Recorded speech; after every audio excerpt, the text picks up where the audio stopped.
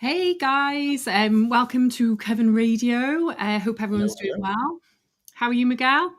Good. Feeling better. Feeling like I'm getting to 100% soon. We did a show this morning and I feel great. Doing a show now, I feel great still. So hopefully it continues.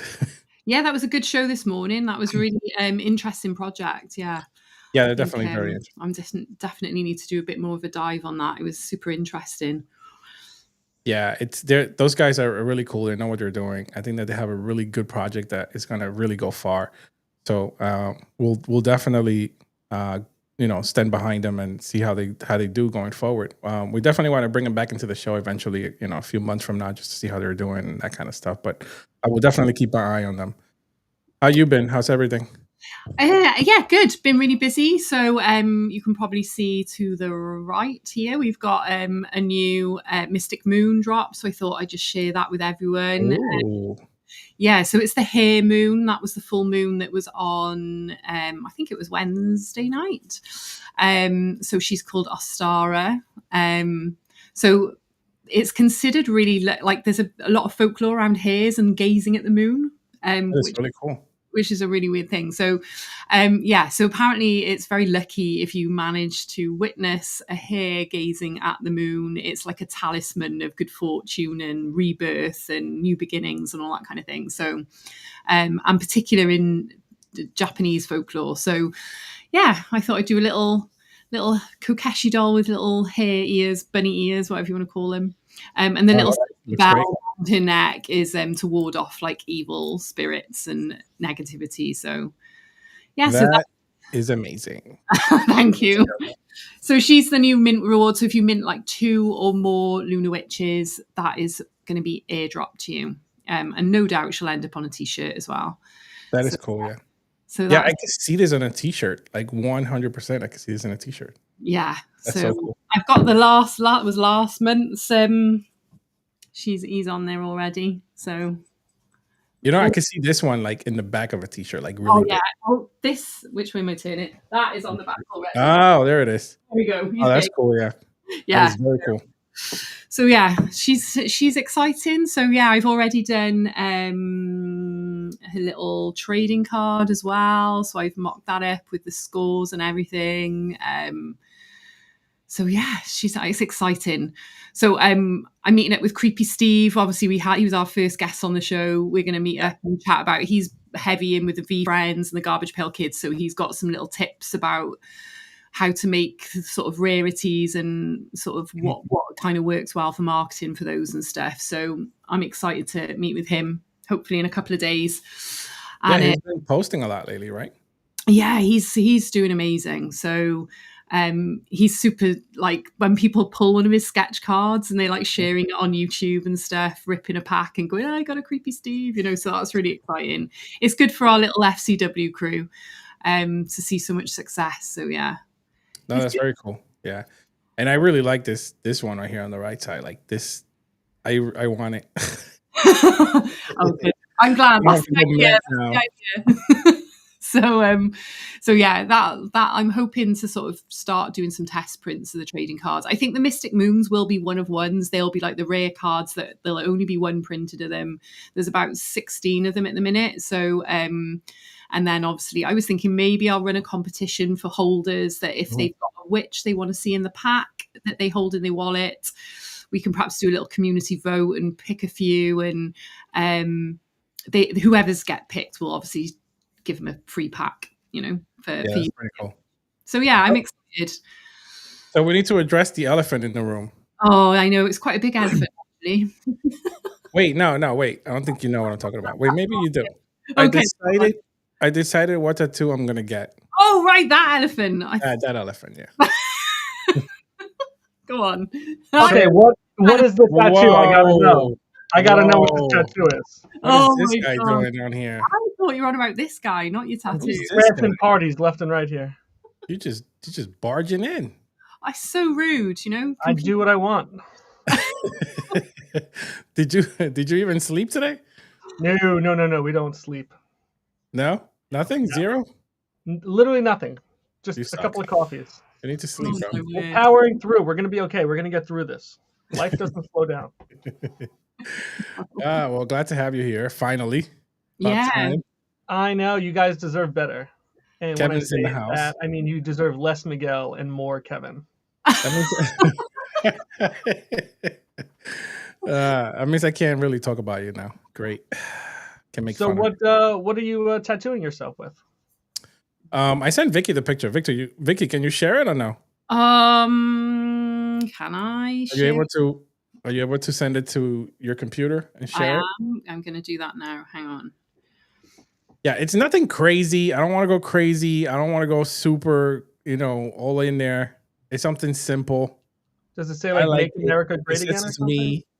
I do want to change it a little bit because I want it to be more me than the person that actually has that tattoo, or I found it somewhere in the abyss of tattooing.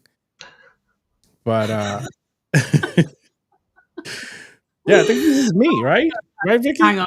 Right, I'm gonna add. Right, hang on 2 seconds. I'm gonna get it on here right now. I already know Mosaic is gonna say something about it. I can feel it in my bones. Right, I'm gonna stop share in that a minute. Sorry, I'm being really slow. Okay, take your time. Kevin, is drinking coffee in there? That's a water, my friend. It's a water. Out. Too much coffee is not good. Here we go. Share window. Here we go. Here we go. Let's see what we got. Man. Here. Boom. There it is. Here we go. We're transitioning. There we go. There it is. That's what I want. Oh, where'd it go? You've got it. Can you see it? It's gone. It's gone? Oh, damn. Hang on. Stop share. Share window. Is it there now? You have to add that to the scene, and then there we go. There it is. It's simple, right? It's just gone really small. There it is. There we go. There we go. It's simple. It's me. I'm an artist. I just like it, and I want to add colors to it. This one's black and white. Is it a penis? Is that what you're getting tattooed? No, Kevin. No. That's my bad. Your forehead. I think it's cool. I think a pencil or a drawing utensil definitely represents you. Yeah, I think this is me, 100%. Well, I like it. I like it. I like it. You have no idea how much I've been looking at stuff, trying to find something that represents me or that I connect. Vicky, you have tattoos, right? I do. I have tattoos. I've got lots and lots of tattoos. Kevin, now, how many of those were like impulsive, or were they all meticulously planned out? This is my most recent one. She's a mermaid diving. I've yet to get the colour done on her. Sorry, it's hard to twist my arm. Yeah, they're a little bit impulsive at times. I quite often will draw something and go, "Oh, I'm going to get that done." And I message my friend Kelly. I message my friend Kelly and go, "I got another tattoo. Can we have it done?" She's like, "Yes." I think our guest that's coming on soon has tattoos as well. I would love to hear a little bit of what he's got going on. Yes, he does. I used to feel like I needed to wait 2 years before I got a tattoo. Like I wanted to have that idea in my head for 2 years, and if I still wanted it after 2 years, then it's like, all right, then it's worth it. Like then I know it's a part of me. So the 2 tattoos I have fall under that, but I've also, I can understand if something's important to somebody in the moment and they want to remember that moment, then I think yours are definitely fair to tattoo that also. Where are they? Are they visible? Are they? Oh, they're visible. There's one on his butt of a chipmunk. No, I'm kidding. I have one on my inner arm here, which I'll show next time I'm wearing a t-shirt. It's a song lyric, and then I have a big yield sign on my leg, which is music related as well from the band Pearl Jam. Oh my God, here we go. There we go. I love Pearl Jam. Yeah, okay. Yeah, no, mine tends wait, hold on. Before you say anything, I got to tell you, Kevin, it's probably the #1 Pearl Jam fan in the world. Really? Yeah. He's got to be. Like 1,000%. He's got to be. I am up there. I've seen them over 50 times. I think 56 times maybe. I've seen them in Toronto. I've seen them in Costa Rica. I've seen them in Germany, France, Switzerland. He just travels seeing this band. Well, I used to, kids. Well, Well, I've seen them really, once. the attendance it declined. really I declined. have seen them once. And I will admit I cried when they came on stage because I was such a huge fan as a teenager growing up, and I never got to see them. And then suddenly they did another tour, and they were coming to the UK. They don't often come to the UK or do many shows. And I managed to get tickets. When they came on, it was blubbering. Like, where did you see them? Teenager, Manchester. Yeah. Oh, very cool. Those are some good shows. Yeah. So it was good. So we have a special guest today. Who do we have, Vicki? So we have Acid. So he's part of the FCW. He has literally just dropped a collection, so I thought it was like perfect timing to get him on. He's an IRL like commercial designer. He's a professor at an art college. Like he is like full 100% art. He's like everything. And the weird thing is, I didn't realize, but when I was in university and I was doing tutorials from Computer Arts magazine, it was Acid who was designing those. So oh my god, I know, how wild is that? So he's really cool. Cool. So I'll get him on now. Let me add him to the screen. Get him on. And just to say, everyone, if you want to hashtag Luna Witch in the comments, I'm going to give a Luna Witch away. We'll do a little like spin the wheel doodah thing at the end of the show. So if you want a little witchy vibes, hashtag. Here he is, Acid. Hello, everybody. What's up, Acid? Hey, can we start with my Pearl Jam story? Hell yeah. Yeah, we can. Yeah. Okay, so, Vicki, I always feel self-conscious about my age when you say you were doing stuff that I was working on when you're in university. This is going to be even more. So, okay, the year is 1991. Perfect. I'm the year 10. I'm 22. I'm 22 in 91, so you can do the math all you want. But my wife and I in Toronto are super into the Red Hot Chili Peppers' Blood Sugar Sex Magic album. Oh, right? Brilliant album. Their finest. And it came out that year, and it was right before they hit. So there's and I'm sure they have these in Jersey. Do you ever go see concerts in Masonic temples? They're all the fucking same. Like a concrete room, about 1,000 people fit in it, some steps on the balcony. So they played there. And then they announced their opening acts were Smashing Pumpkins and Pearl Jam. Oh, wow. Amazing. I'm in this 1,000-seat arena with not an arena, it's like a theater. But it's a concrete box. There's no chairs, nothing. And it was just when every single one of those bands hit. And I remember, like, just couldn't quite believe it. Pearl Jam went on first. They were like the openers. Like, people are still walking in. That's crazy. I still remember Eddie Vedder was insane. He was climbing up on the lighting rigs, and he went up on the huge stack of speakers behind the stage and like jumped. I thought he was going to kill people. Yeah, he's just doing shit. He was a wild. So his final thing he did at the end, the Red Hot Chili Peppers were selling Red Hot Chili Peppers boxer shorts. So Eddie Vedder took off his pants and he had on the Red Hot Chili Peppers boxer shorts. I love it. Then he took off the boxer shorts and threw them in the crowd, and his dong was hanging out. Oh my god! So I've seen Eddie Vedder's dick in the 90s. In the most heterosexual way, I'm 100% jealous of you. I don't know how. I know, and I don't know. It even makes it cooler because this is way before manscaping was a thing. Right? So you can just do the math on that. So that's my story right away on Pearl Jam. So oh my god, that's so funny. Right here. This Pearl Jam poster is from a Toronto show that I went to. Love it. Oh, cool. Okay.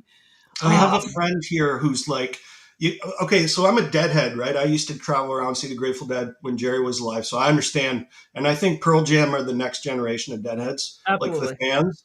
Yeah. They just go. And it's not like the band even friggin' advertises. The people who know, they know. And I got a friend who does that too. She travels all over. I was in Dominican Republic over the winter. I met a dude at the pool who's the Pearl Jam head. He's like you. He's been to like 70 shows or something. Yeah. Yeah. So, anyway, I just want to get that out there. No, that's such a good story. Yeah, that was a good story. Yeah, I saw Eddie Vedder's dick. I know. Manscaped. And Manscaped. Yeah. You have to add that. Proper 90s style. Represent, Just Google, like, totally following as it right now. 1975 pornography, and you'll see what I mean. That is so funny. Oh God! Unfortunately, I saw Marilyn Manson's at a gig. That wasn't a sight to behold. Let me tell you. I saw his butthole. Yeah, Yeah, he's another one who's kept it yeah. up. That's another story. I mean, I could, we don't even need to talk about the drop. I've got some good rock and Oh roll. God, that was funny. Oh, it's so funny. Oh, well, Acid, I feel like, do we even need to introduce you now? I kind of feel everyone's got your vibe.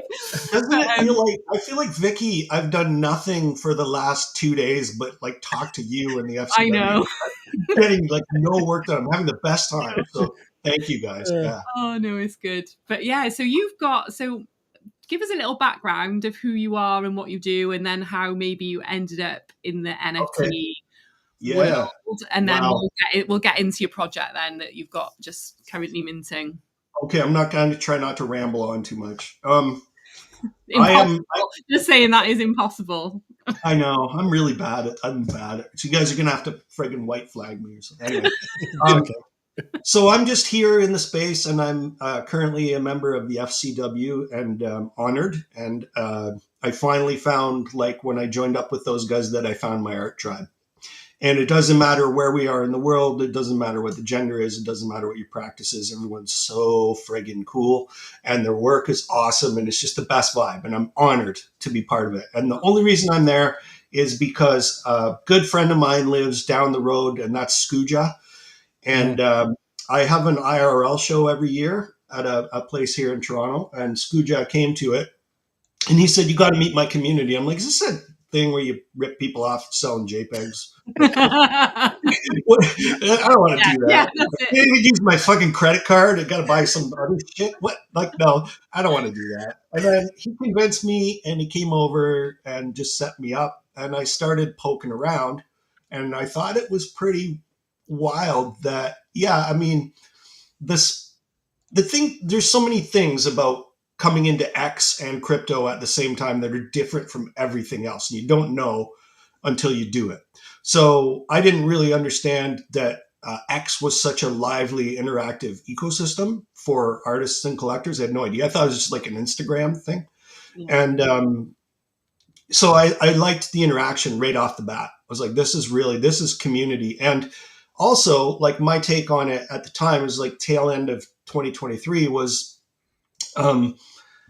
this is obviously a hustle for crypto and all that goes along with it. But it seems like the main commodity, like the thing that people purchase and collect in the space, is art. And I'm like, I never really found that in the real world, man. Like, there's art collectors, but most people are like buying groceries and paying rent, and people don't do that with their crypto, man. So they're collecting and flipping and all that. So it just seemed like getting involved with this group of artists and, spending probably a couple hours a day in the space that's centered around art it's a good time for me. Like, I'm enjoying it. My philosophy now, I'm like 55. I want my art to be a journey. I have a history working commercially as an illustrator and a designer like that, but I have a day job now where I'm a college professor at an art and design school. So that pays the bills, and I love the job. But now I can be free with art and do exactly what I want, when I want, and however I want. And I want it all. I want to draw and paint and have IRL shows, and I want to do NFT drops, and I want to bridge them somehow, which I think maybe we'll talk about this later. I'm figuring it out as I go, and I'm learning a lot from all the people in the FCW, and I'm happy. I got a history, like when Vicki would have been reading my tutorials, I started, going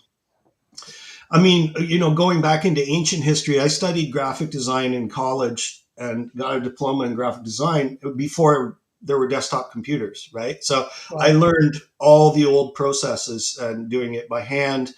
And then as soon as I got into the workforce, there was a revolution. The desktop revolution came. So I was lucky because I was in a workforce and we were adopting tools. I got to learn along the way. There was one place we bought a scanner and it came bundled with Photoshop, and that was it for me. As soon as I set like laid my eyes on Photoshop, I couldn't stop using it. And that led into just creating art and getting a lot of attention, and subsequently getting involved with computer arts in the UK, first doing illustrations. And then they're just like, look, man, you're doing all this stuff. Why don't you write for us? I'm like, okay, I never studied journalism. Here we go. And that was really popular. And I was doing it monthly. And then other magazines under their umbrella, like Imagine Effects and Digital Camera and Photoshop User. And there's just a million. It was just the right time to be doing. They were huge. Like we all, and they were expensive magazines. Yeah, like that is really cool. We thought it was like you wanted them, like, and you kept them, and they were like treasures. People collected them. Yeah, man. I went. I spoke at a conference in Brazil, so there was a Editora Europa in Brazil bought the South American licensing for computer arts. So they were publishing it, and they had a conference, and I spoke. I was the keynote speaker at the conference, which was amazing. I've never done anything like that. Yeah, in this university hall, and they had people who couldn't speak English had like headphones on with a translator in the booth and the whole bit. Love it. But yeah, people there, they were like, afterwards, people had stacks of them, like albums, and they wanted me to sign them all. Crazy. And I was like, this is so cool. I was like, I've never been like that anywhere else. But yeah, it was a big deal, that magazine. I still have boxes of them. Yeah, it was good. It's amazing. I love that you've come from that background. One of my first year actually in uni, they didn't allow us to touch a computer at all in my graphic design degree. We had to hand render all the type. We had to screen print everything, make our own paper. We were like, it was, and I do think like whenever I used to go to interviews and speak to art directors, they always picked up that I brought something a little bit different to the art. You know what I mean? Because you had this physical stuff, and you had a sensitivity to typography because you'd had to render it by hand. Yeah, so you understood it more than like somebody who's just typing it on a screen, So you just got like probably some of the best observation skills without even realizing by having to look and create, right, all the time. Like I teach drawing classes, and we do type rendering and all that. And I feel like if when people skip that, it's just kind of like their brain's a little slower in the creative realm. Like the people that I always like best are the ones who can do something with their hands. And I mean, tablets fine too, right? Yeah. So it's just like paper, for Christ's sake, maybe better. Yeah. But it's like the people who never get outside of Illustrator or Photoshop or they're just sort of, I don't know, it's a low ceiling there for creativity, in my opinion. What do your students think of you doing NFTs? Do they know? Do you like share that like new knowledge with them as artists coming together? They think it's cool. It's amazing, and none of them are into crypto. None of them do anything. Wow. But I show them. They like seeing my work because it's fucked up, right? So we, when I did all the puking mutoids, I'm like, hey guys, want to see what I did last night? And they're like, yeah. And then they'll go like, what's this 0.00 thing? So then I start talking about the blockchain and crypto, and they just lose interest. Interesting. They don't care. None of them care. It's been, I don't know. I'm excited about it all the time. They don't care. They don't care what crypto. They like digital art. They don't give a shit about the blockchain or anything. That's funny, isn't it? Yeah. You'd think the younger kids would be like all over that stuff. Yeah. But I think it's still so early, isn't it? I think like even they don't care at all. At all. And neither do my own kids. Nobody cares. I have yet another hobby that no one gives a shit about. That's the your dad though, right? Like your kids I have to connect with other nerds online now to discuss my loser interests. I'm just kidding. Retro's got a cool question actually. He's saying, how are you handling the focus span between a professor and doing your own arts? I find I've been a professor since 2007, an adjunct, and then I've been full time, like a tenured prof, for 15 years. Oh wow! So I've kind of got my groove with what I do in the place where I work, which I'm not going to lie, being a professor is an appealing lifestyle. There's no product at the end of the day, so when you're a designer, those 80-hour weeks are not what you do when you're a professor. and you know what works and you know what doesn't work, and as you continue on, you get more efficient. So I have time and energy at the end of the day, which a lot of people who work in the private sector just don't. Yeah. And that's not lost on me. That's why I'm like so busy doing all this stuff. So I make time. And it's also the kind of thing like where you get, 8 weeks of vacation in the summer. So I go, we have a family cabin on an island. I go up there and hang out with the family and just make art in the summer. So I got time. It also though, like, and I'm sure like you guys as founders of collections and all that, like when the idea hits, man, I'd rather stay up and make art than go to bed. Because I can sleep when I'm dead, but I gotta get shit done. So a little secret about Retro. Retro's actually a teacher too, and he does mosaic work. Like he does mosaic artwork. Oh wow! I didn't know that. Yeah, he's got secret talents he doesn't like to share with anybody. But I'm feeling like we need to interview him on our show. Yeah, his artwork is amazing. Like you guys, he does like all this work with mosaic, like little pieces of mosaic. It's incredible work. Like he really needs to show it. I don't know why he doesn't do it, but I think he should definitely show it. We're gonna have to bring him on the show. Yeah, we are. You hear me, Mel? You hear me? You're coming on the show. Yeah, that's it now. I am relentless. I will DM you every minute of every hour. That's it. That's what's happening. Is this a Saint Retro thing, mosaic? Yeah, that's mostly. It's the same person. I'm already following the guy. I'm already following. But we've got a bit of an inside joke on the FCW. So we call Acid our life coach. She's always telling us to like quit our jobs and just just make art. So I'm the anti-professor in the FCW. Anything bad for you, you should embrace. It's funny. So you only get one heart. You should abuse the shit out of it. There you go. Right? Let's go. You want to die healthy? Get away from me. Oh, yeah. So I'm going to play one of your little promo videos because Acid dropped. It's called Dawn of Acid, his new collection, and it dropped. Was it yesterday? Is it Wednesday? It was yesterday, wasn't it? Wednesday. And the whitelist was a bit earlier in the week, but so I'm gonna, because you nailed the marketing on this. In my mind, you did all these really cool. You did. You like Mark won't say, "Oh, you did such great marketing." I'm like, I'm just fucking making cool shit and putting it out there. No, but this is so cool, right? So I'm gonna look at these. This is like these are cool. These are so cool. Where you go? It disappeared. Oh, did it? Why does it keep doing that? Oh no. Hang on. Looks good here. There it is. Yeah. There it is. Wow.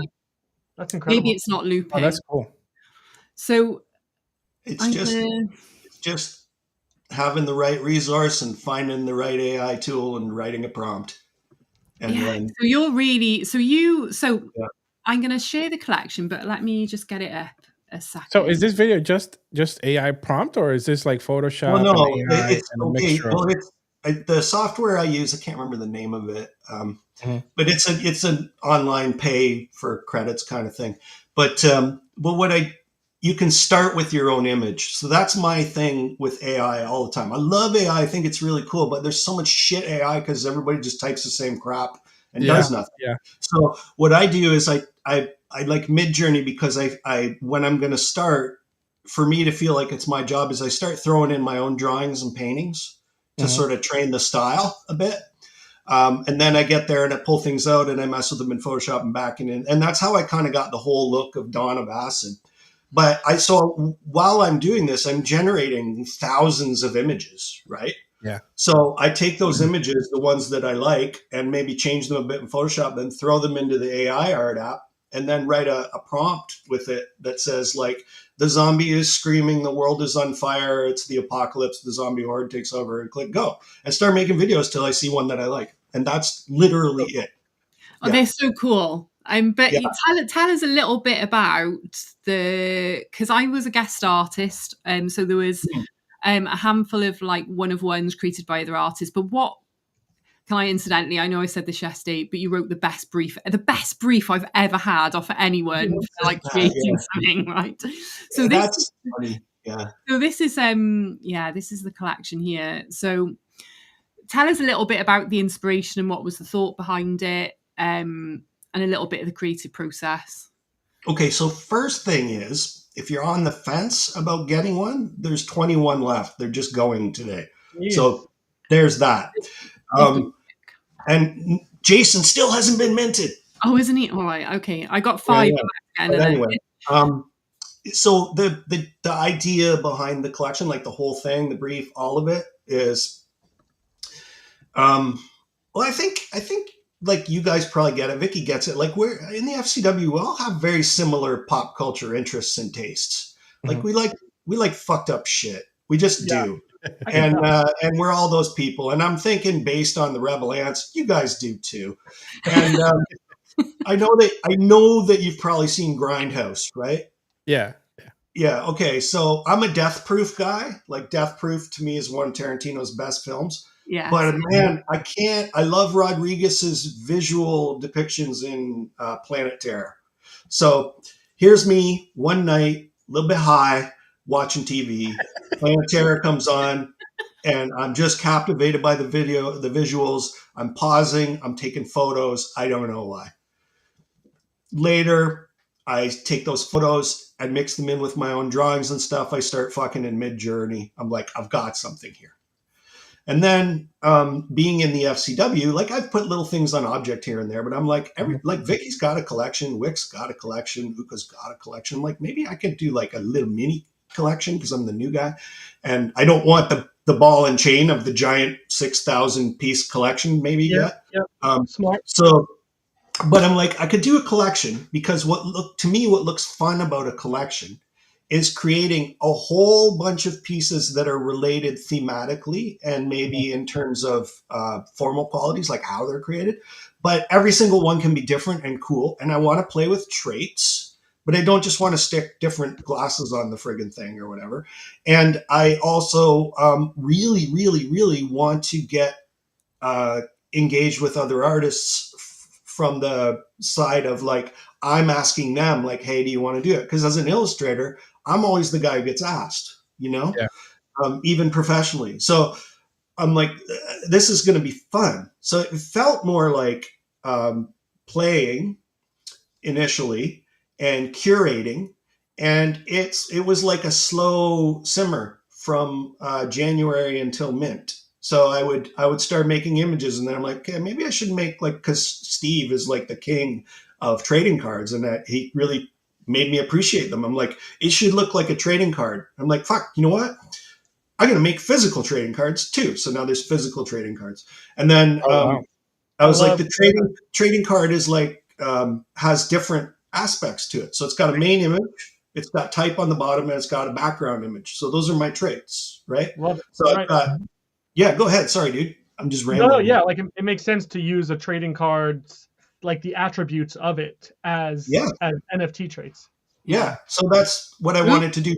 And I wanted to just sort of learn how to create a CSV file with metadata to understand. Like I like playing with technology and it's fun, right? That's how I got into digital art in the first place. So this is all just fun and games. And then, I was thinking, for me, I think if you're going to collect acid, my hook, I think in the community is like, you can collect it, but I'm going to be a physical rewards guy. That's my thing. That's what I love. So it's heavy on physical rewards. Like one in 4 gets a physical reward in the mail. Well, yeah, I think the whole of the FCW are pretty much like that, aren't they? We're all kind of into creating more than just a JPEG. So so tell everybody about this because these are so cool. Yeah. Okay. So I was like, well, first of all, in order to see it properly, you need a pair of these. And it works. Like I'm looking at it right now. It's 3D. So, cool. I was just trying to think about like 3D is like a classic cult grindhouse cinema thing, man. It should be in the collection. And so I just started playing. Like my experience in Photoshop gave me enough sort of like of a base to understand what's going on with separating channels and making things 3D. So I started playing with color combinations and offsetting channels and layers while wearing the glasses. And then you can see how well it's working. And I just kind of got a method that worked and made some. So those guys, actually, I just got them here. If you mint a 3D one, you're going to get 3 of these. Oh, cool. And they're on like really thick acid-free matte cardstock. Every single one is different. Where's so where's the minting happening? Foundation? This is on Foundation. Yeah. So there's all these, and you're also going to get a pair of 3D glasses from me with each reward. So that's the 3D thing. And if you mint one of the NFTs with a skull icon on it, see that one up there, the medieval clown? So that skull means you're getting a set of trading cards, and every trading card is one of one as well. So I haven't got those back from the manufacturer, but when I do, and the smoke clears a bit, I'm going to start mailing all this stuff out. Somewhere down there, if you can find one that has a tiki idol on it too. So I did find one just a second ago, actually. Where was it? So that skull is going to get trading card there. So that tiki idol means you get a t-shirt. This one here. And you can choose from one of my existing designs, but honestly, I think it would be super dope if I just took that NFT and made a version for the t-shirt. So every t-shirt's a one-of-one too.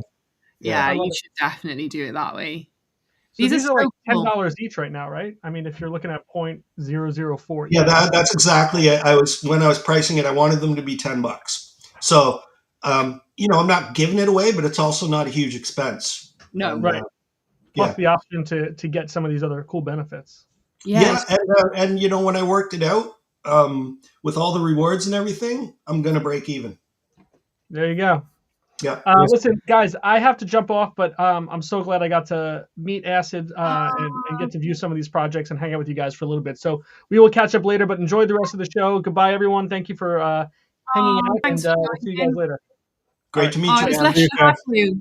Nice. Go listen to some Pearl Jam. Always. Think about Eddie Vedder's penis. Yeah, he's got always. I always do. Always. Everyone is. Yes. So I'm in Foundation now. So how do I find you here? Just go look up Acid. Just go to my profile. If you put in Acid, so a capital ACID, and then it's Stronaut is lowercase. Oh, okay. But yeah, so you had like a load of guest artists. So this one's mine. Obviously, I'm being an artist. So rad. I got so impulsive with this collection. I minted 2 myself because I was like, fuck, I couldn't get out of collector mode. So I have 2. I wanted that.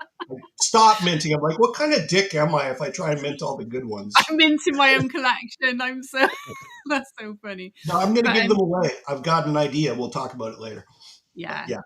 So it was really cool. I loved working on this Acid because this is creepy and it's not very cute. So it was like it gave me, because I'm a massive horror fan, I'm really into like your 70s 80s horror, so I was like channeling your Exorcist and your Omen, and actually I saw a really cool Long Legs poster that was just black and red like this, and I was like, right, okay, this is the vibe I'm going for. Yeah, cool.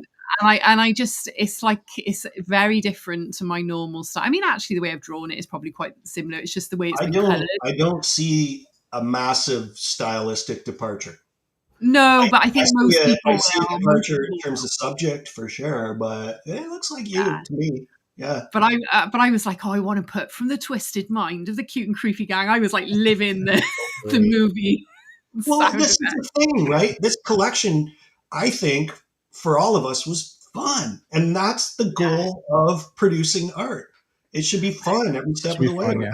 I agree. Yeah. So who did this one of one? Whose one? That is a gummy LSD. This is very cool too. Isn't that one great? And it kind of looks like it goes with yours too a little bit. It does. I think that's why I was drawn to it. Yeah. There's so many cool one of ones. And this one?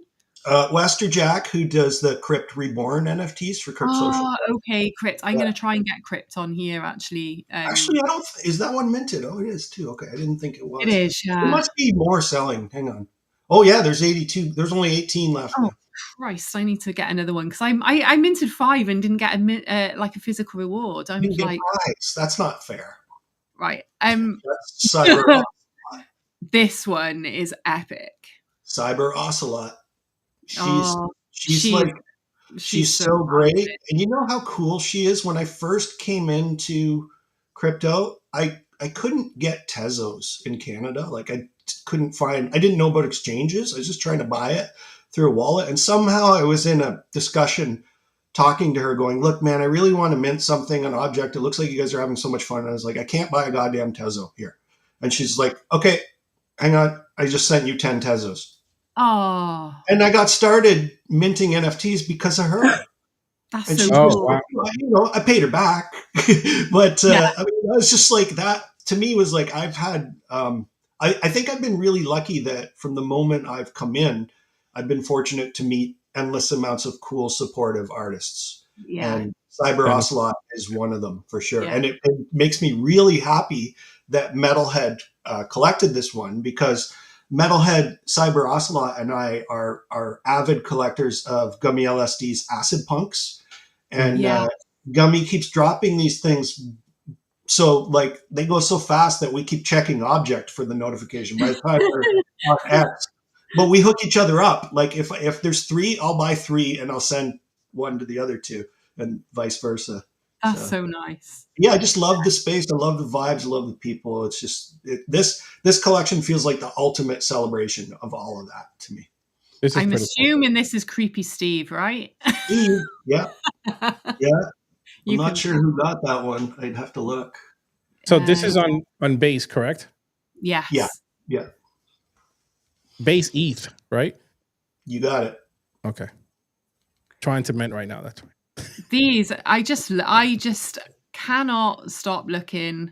Dude, if you mint the Jason, there's only one Jason. That's what I'm after right now. You mentioned Jason. I'm going to paint you a picture of Jason on this canvas and send it to you. Oh my God. Don't tell me that. I'm going to keep minting until I get it.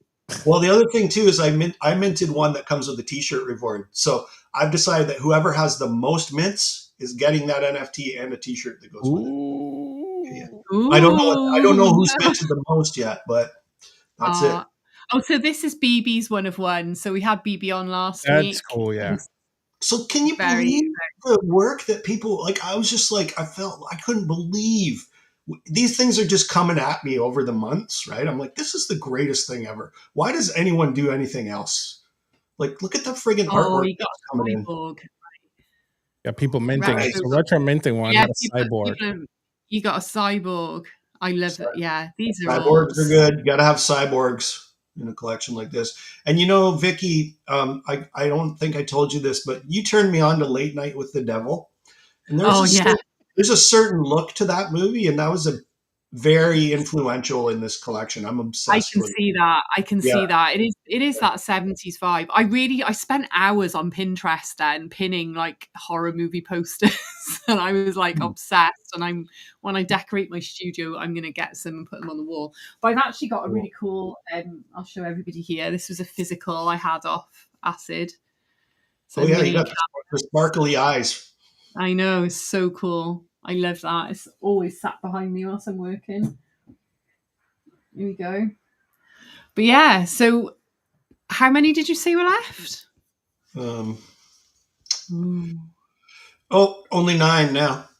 It was 18 minutes ago. People are buying. Man. Hang on.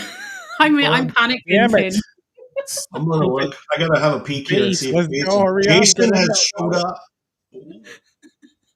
Oh no! I even have to bridge some. No, you just want me to mint it out. Fine. Holy shit! This person's got 1, 2, 3, 4, 5, 6. You know what? Whoever got Scooge's 101 also got Jason. What? Somebody already got the Jason? And they got the other frickin' laser shark. They got every reward possible. No T-shirt yet, unless they ordered. I think I know who it is. It's Goost. Oh, Goost. Goost has been collecting. I'm pretty sure it's Goost. Goost has collected so much of my stuff. I'm so glad. There's only 4 left. Oh my God. They're mine. Never going to be able to. There's always the secondary. They're mine. They're mine. They're mine. Oh, We're going to be gone. fighting They're over mine. them now. Oh. I just I'm got gonna them. buy That's them. 4. I'm going. Here I go. It's too late. I just got them. Shit. Did you? Did you really? Yeah, I did. Damn it. It's still telling me I can get 96. I can beat you to it. No, I'm not. No, it says minted 4. Okay, good.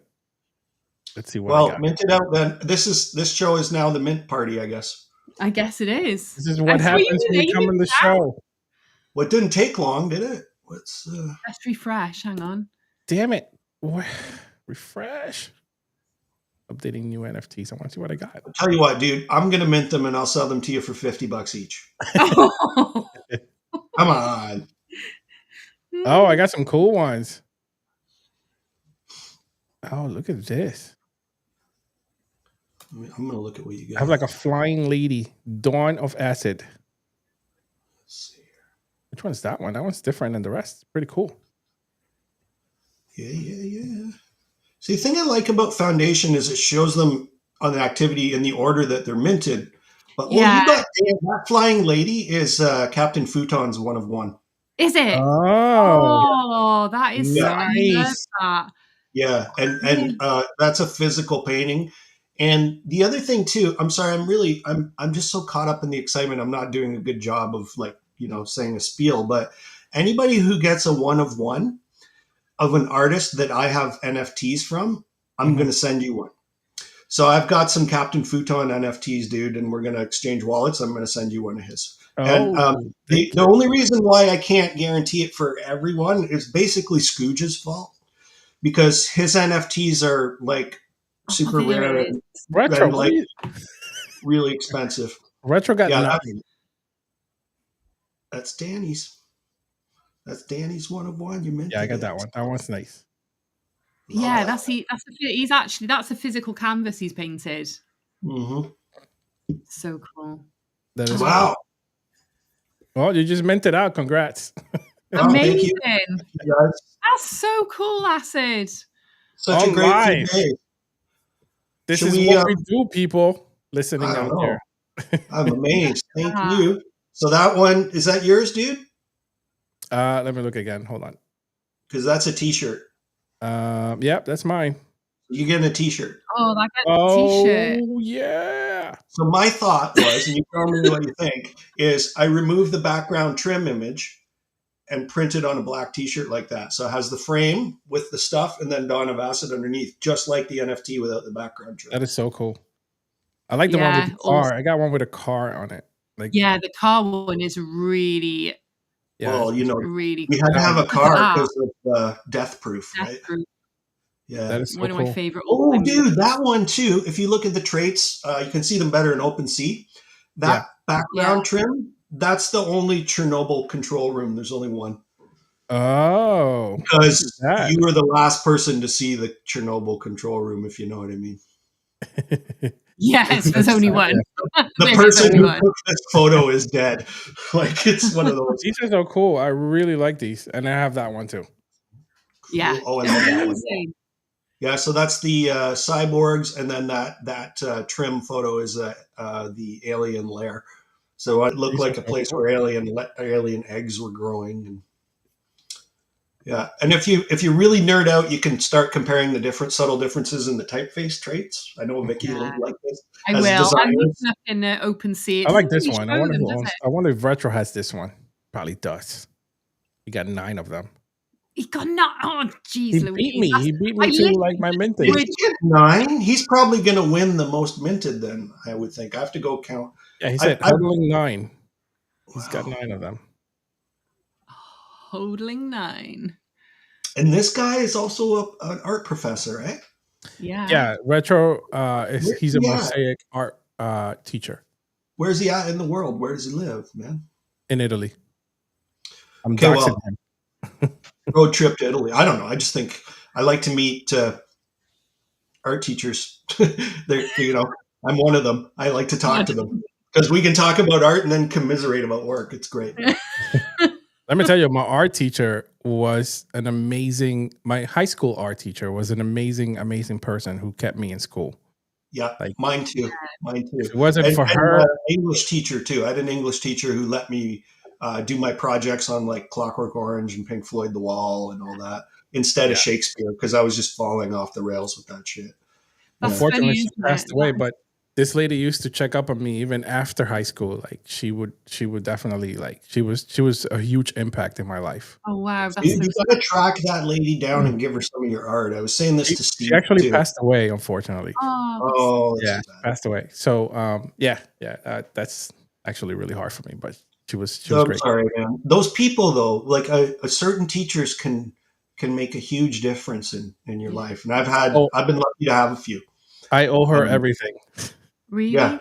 Yeah, Oh, everything I've known, done, it's her, 100%. you're that's making me misty now. no. It's Seriously, so. I It's get so. it. I get it, man. I get it. That's amazing. I Yeah, think. I went It's through a so tough time in special. high school. Like I wasn't. It wasn't that I wasn't intelligent. I was always intelligent. It's just I always thought that I was more intelligent than everybody else around me. So my initial thought was I didn't need high school or I didn't need teachers. So I went through like 3 different high schools just because I was bad and didn't want to be there because I felt Well, bored. and Um, it's ironic that you have a hat that says rebel. It's all you've been doing since high school. That's awesome. It's so great though when you meet a teacher like that. So yeah, just she get was the some more one who teacher too. That fascinates me. the end of Mosaic. at the end of my what you call freshman year here in the US, the beginning of sophomore year, that's when I met her, and I met her in class. It was the only class I liked going to because it was art class.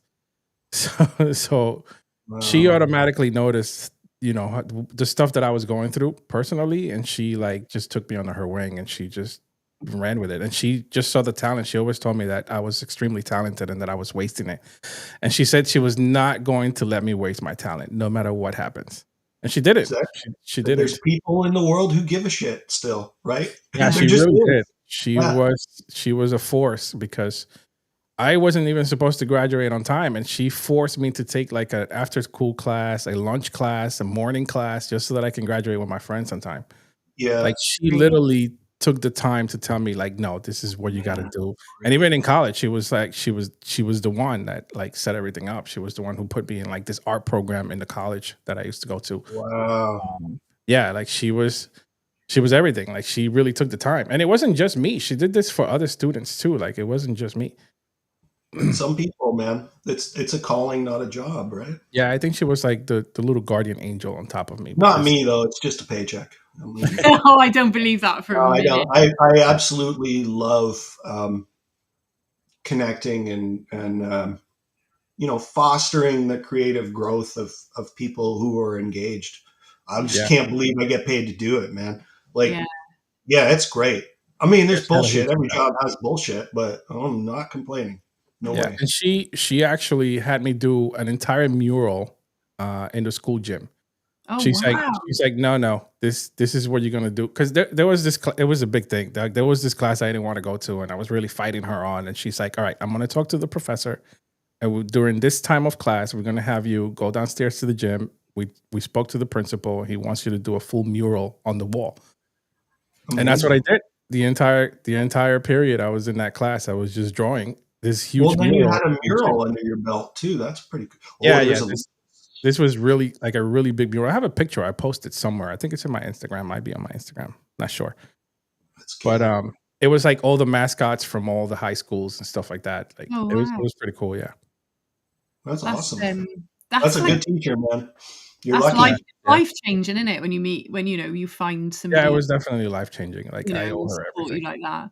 NF Yeah. Creeps has a story about a teacher as Yeah. well. So I think I think my art teacher, he was like allowed us just to be who we wanted to be. He was properly like not following the syllabus, and Yeah. we were just supposed to be doing A-level art with like light and shadow, draw a fruit bowl, do your Yeah. and he'd be like, right, here's Lord of the Rings, illustrate a passage. It's kind of it was we actually almost all failed because none of us had like actually achieved anything on the syllabus, but interestingly we all got into art college without having to really Yeah, because achieve, he you know what I mean? treated you like artists, man. Yeah, exactly. So we all Yeah, had and our own you know, and that was really special, you know, because I remember going to my interview with my portfolio and then like, yeah, in conditional place, you don't even need to pass through. I mean, I did pass, but only by the skin of my teeth.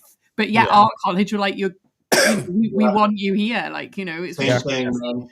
Same thing. If you look at my report cards in high school, they're like 51, 52, 50. Like, I was the guy who only liked art and English and just did the minimal amount of effort to get a pass. You know, I'll learn as much as I need in science to get 51, and then for me, it was the opposite. Like, I always liked to I'm not gonna say like to study because I really didn't, but I always knew what the professors were talking about because my mind works differently. Like, I'm very curious about things. I'm like a huge sponge. Mm-hmm. So when I'm curious about a thing, I get interested, and when I get interested, I get really into it. Right. And like for me, every class after I met her was a breeze, was very easy, especially math. I have a degree in accounting. So like math for me was very, very easy. And I just flew through it. Like I never really even thought about it twice. As a matter of fact, Vicki, do you remember us? Do you practice accounting? No. Well, I was going to say, I say this to my students all the time. I'm like, look, we're here because we want to make cool shit. You want to make money, go be an accountant. It's very boring. That's my joke. And you're literally an accountant. I love it. Very boring. So Vicki, I don't know if you remember when we were talking about in one of the podcasts that I had this drawing that's in the museum in Newark. Yes, I do. Right? So I posted it, right? So because Kevin kept making fun of me. He's like, no, it's not there, blah, blah, blah. But my art teacher was the one who like pushed me to do this art competition, right? And I didn't even know what to draw. And she was like, no, you got to do it. Found it. It looks pretty cool, actually. Oh, Luna Vortex. Sorry.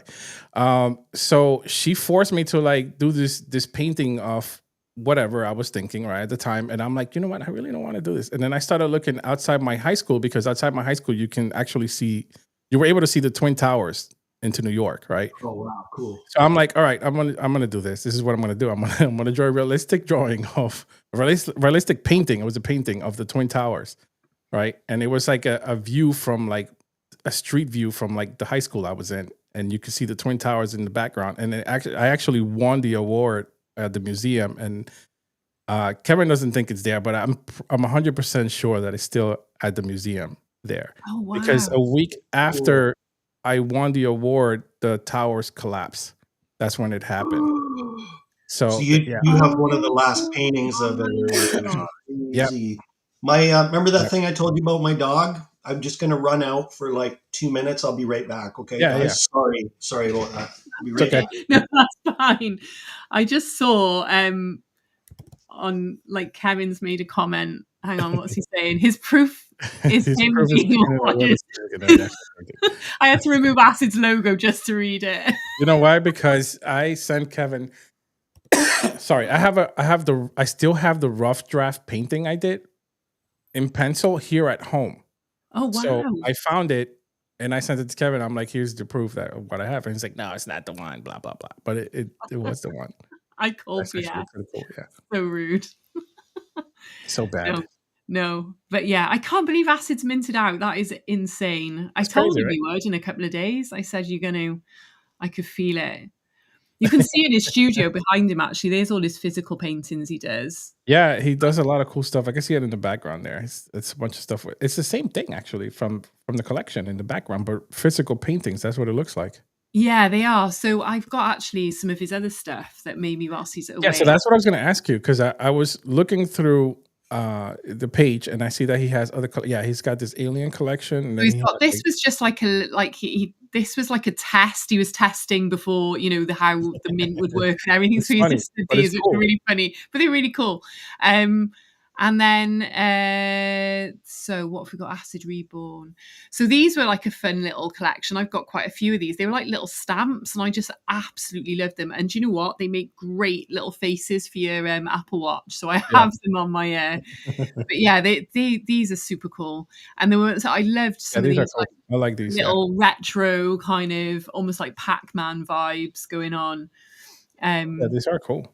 Oh, why is it taking so long? There we go. Oh yeah, that's cool. These are cool. he's like always I mean, I love the way he creates because he's not frightened to like mix his physical, his Photoshop, his AI, all that kind of stuff. I was just showing your little dozes off. Oh yeah. Love those guys. Yeah, I've kind of like settled into this whole like mix it all up in a bucket and see what comes out thing. Yeah, it's cool. Oh, I own this one. This is one of mine. That is cool too. Yeah. No, I love that. I think it's that whole, I think people need to sort of be less frightened of AI and realize it's just a tool. And it's in the same way that you might open up Photoshop to do something on Illustrator. It's, It's real handy for instant generating of references that when you know what you want to look at when you're drawing. I mean, the AI never gives you like an exact thing of what you're picturing in your mind anyway. So no, and it gives you so many that you might get another idea triggered by seeing a different approach or a color palette. Or I find it's a good sort of idea generator for me, and reference generator for sure. Oh, and this is my favorite collection. So you might. I don't think you can see it. They're actually on the wall behind me, actually, but it's just out of camera shot.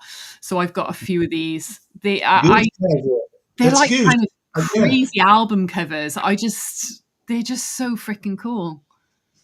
Well, there's this thing that you've seen it a lot of times. I really want the visual vocabulary of the thing that we respond to as kids, whether it's the trading card or the comic book cover or the album cover. Like that's where in my lifetime the most inspiring art has come from, not a museum. You know what I mean? Yeah. Well, I've got 3 of these like framed in I've got one over there and I've got 2 behind me. They're just so much fun. I love them. They speak to me. They are like every comic and album cover I was obsessed with as a kid, And I'm glad that you think they're fun because I really want it to be fun. Like, they're monsters and there's weird shit, but it's all fun, man. Yeah. That's the way it should be, I think. Yeah. No, I totally agree. Because I mean, even with my Lunar Witch project, it was inspired. The Russian doll was something I was playing with at my grand's when I was a kid. I think it's good to just tap into that kind of innocent joy, I guess you have. Like, yeah, you have it too, and I would say to me it's more of an occult vibe. Yeah, because the witches and the mystical, but it's there and it's not spooky. It's personable, I think. Yeah, well, that's I think that's why I enjoyed doing your 1 of 1 for your Dawn of Acid, was because I was like, do you know what? This is just going to go full dark now. I'm just gonna, I'm not going to soften it like I normally do. So I think that's the one thing that I learned. Like I'm very much the kind of guy where if I had a job where you just leave me alone the whole time and let me do it, I'd be very happy.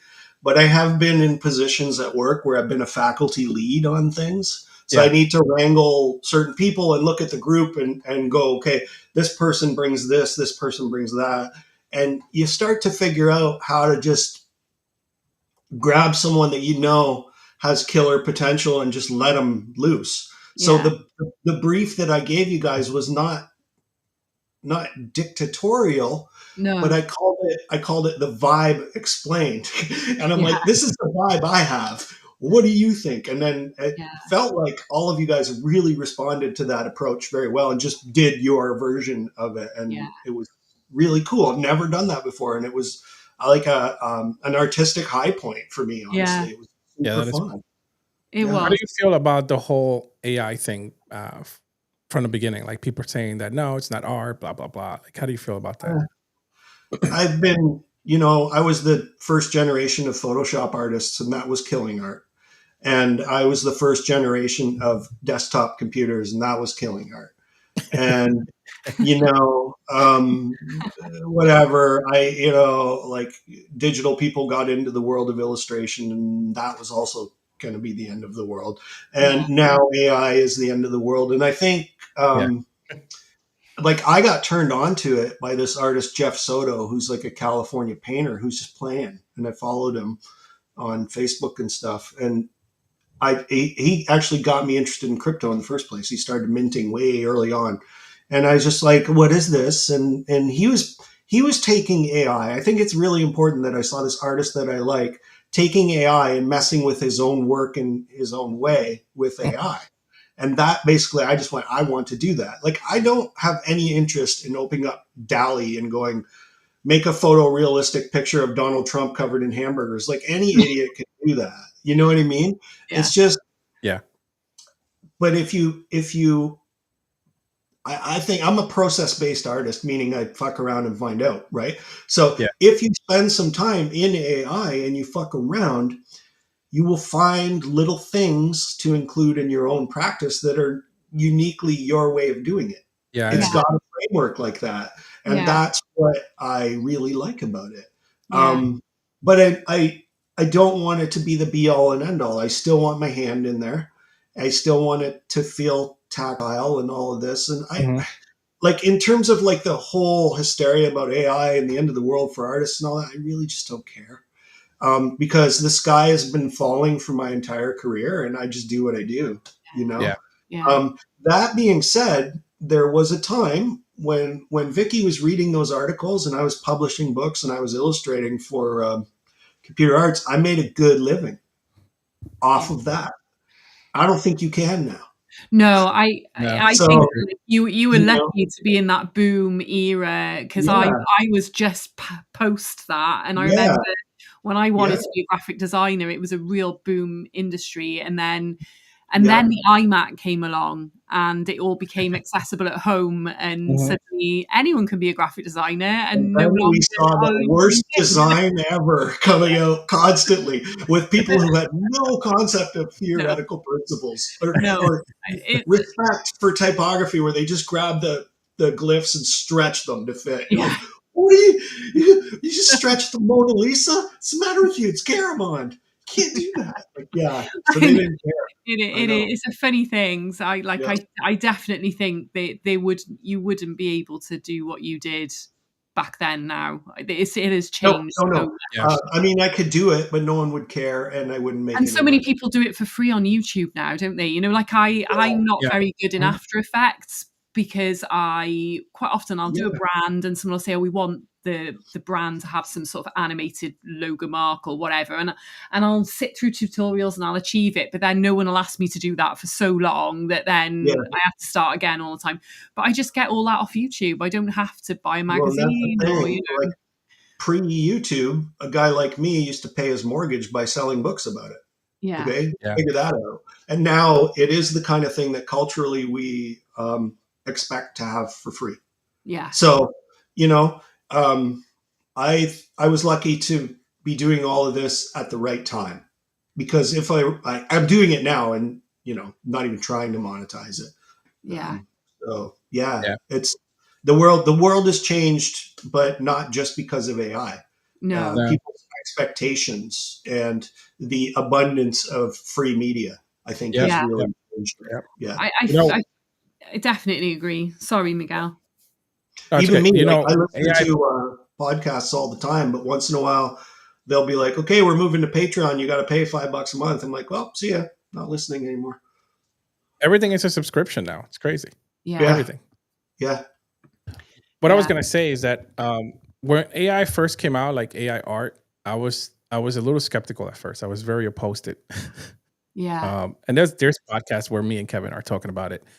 Yeah. But then we had this guest, Wonder Mundo, who does AI art, and she's been very successful with AI art. She was even NFT NYC a long time ago, and she I was know very who that successful. is. Still is. yeah, All over. Yeah, Yeah.